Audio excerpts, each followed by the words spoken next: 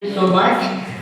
Warm appreciation to Ajit ji and her beloved daughter Arpana Kaur for getting all of us here together once again. With many warm wishes to them for many more editions of this fantastic event which brings all of us together. You know, words and themes mingle in a medley across borders.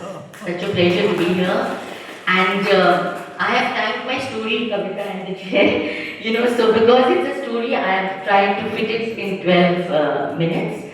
I was based in Kuwait for a couple of years and wrote for the Arab Times and came very closely in touch with the culture of Kuwait. So this is a story based there. Am I audible? Yes. An Arabian tale. The tired, sweet-looking lad lay on his back, gazing up at the vast, beautiful sky, filled with a million stars, another million dreams. But the rhythmic, rocking motion of the small truck was unable to lull him to sleep as it usually did. The silence of the night, interrupted only by the occasional honk of the passing traffic, only served to keep him awake and vigilant. For this was no ordinary journey on the lonely freeway that led towards the southern border of this small country. As Ahmad turned his anxious gaze upon his father, lying prostrate on the makeshift bed in the open rear end of the old vehicle, he felt a peculiar pang of emotion, half excitement, half trepidation. Baba, please remain fine. Please, please don't die. He kept whispering in strangulated tones. I am taking you home, just as I promised you.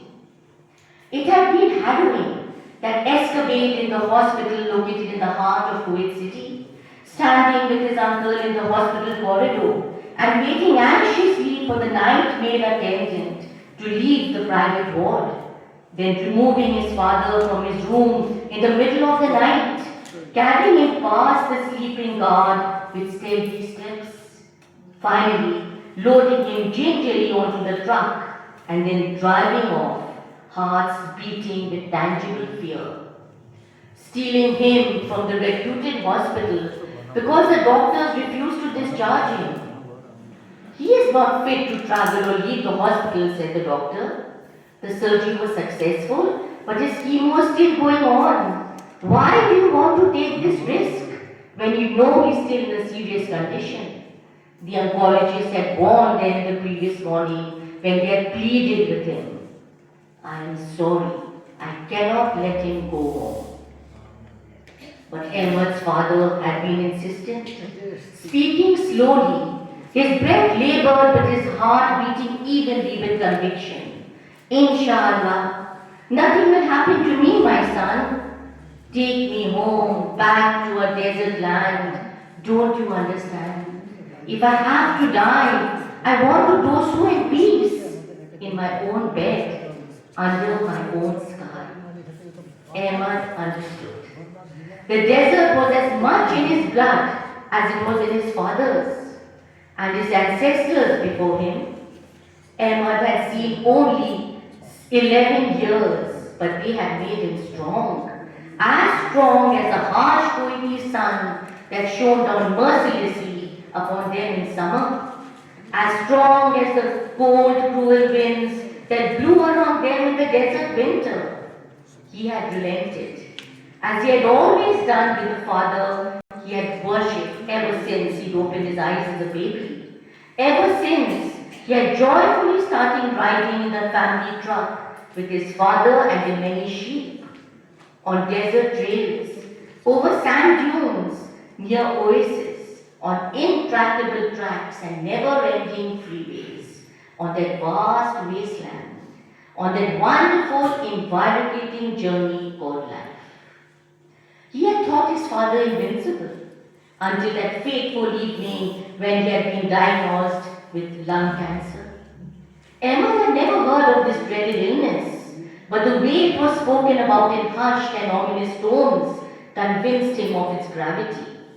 Nothing could induce him to stay back home, and defying all odds, he had loyally accompanied his father and uncle to the city hospital.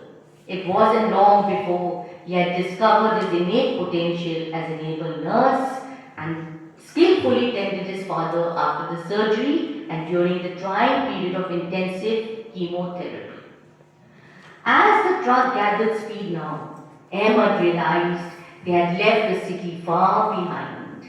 He looked around at the desert that flanked them, and memories of evenings filled with camel rides, folk music and Arabian tales around campfires came floating back to him.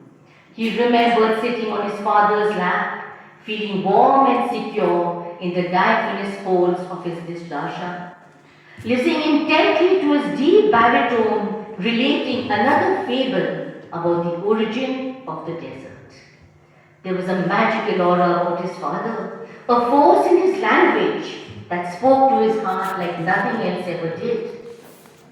His father told him this fable. When God created the world, there was no desert, only fertile lands and beautiful gardens. Then he created man and said to him, "You are free to act as you wish, but every time you commit a sin, there will be a speck of sand that falls upon the ground." Man thought, "What harm will a tiny speck of sand do? Let me live just as I please." So he started committing wicked sins, and many specks of sand filled up the earth. Soon, an abundance of these created the desert. Ahmed had loved the story and laughed with his father, recalling many mischievous acts of his siblings and other relatives. But now, as the cold wind blew around Ahmed, troubled thoughts started to plague his young, impressionable mind. Had he done right by letting his father have his way in not completing his last chemo cycle? Had he committed a sin by taking Baba out of the hospital against the doctor's orders? He had always been taught to obey his elders. He stared pensively and guiltily at the wide endless stretch of desert land and wondered which of the specks of sand were his. Or had Allah already forgiven him because all he had done was obey what could be his father's last wish? His innocent heart knew answer to this. It was as inclement as the desert wind, as ambiguous as life itself. Ahmed heard his father groan and immediately stood up to tend to him.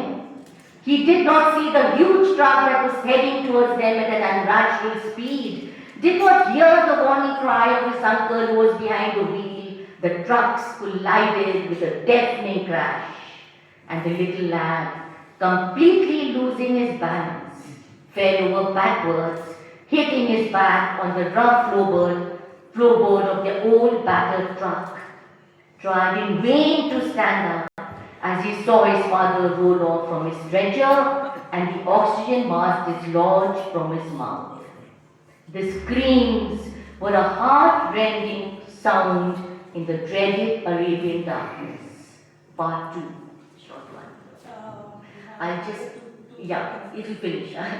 Such a good soul, so kind-hearted. Why did Allah do this to him? Ahmed, lying on the bed, heard his mother's heartbroken voice permeate his consciousness. In the blur of images and aches and sounds, his heart sank on hearing his mother's words. He knew immediately what they meant. Grasped the truth and screamed in anguish, "Baba!" Ahmed's mother went over to her son, and tears streaming down her cheeks had his cold trembling hand in hers, muttered soothingly. Looking shocked and grief-stricken, Ahmed started weeping, his beloved father, and then miraculously felt a kind, large, familiar hand upon his head. Wondering, confused, he turned his incredulous eyes upwards and saw his father smiling down at him. Weak, teary-eyed, but standing upright and tall. "Ahmed, my wonderful, brave son, you brought me home, and see, I am well now."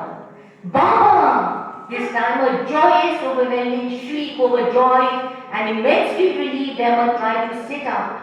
leap into his father's comfortable arms and bury his face once more into the timeless folds of his warm and secure robe. An excruciating pain shot up his back, and his legs felt like lead. Frightened, he gazed up at his parents. They looked at him, ashen-faced and helpless. Baba sat down beside Ahmad and stroked his head gently as if it was a baby again.